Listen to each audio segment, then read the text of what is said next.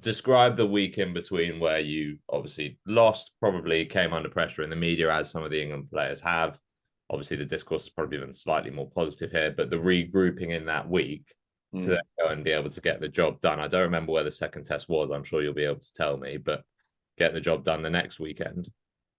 Yeah, tough one. I played pretty poor in that, got dropped, and then went on a stag do with Peter Marnie pretty much. So that week was a bit blurry, but I think I think we, I think it's a very different sort of.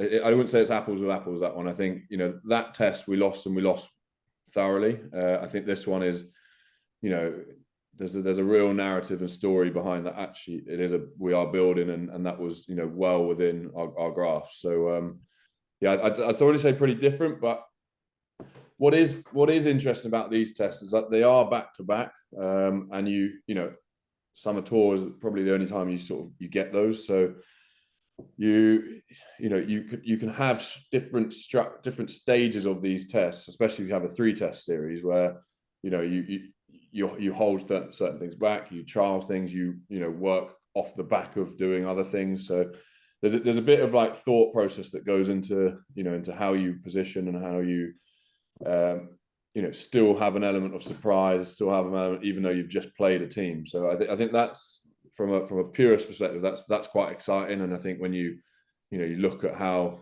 New Zealand will come against us and what they'll try and add on to the back of what they've done last week is quite interesting and sort of thought provoking. It's like it turns into a game of chess this week, I think, and it really you have to have some decent solid tactics.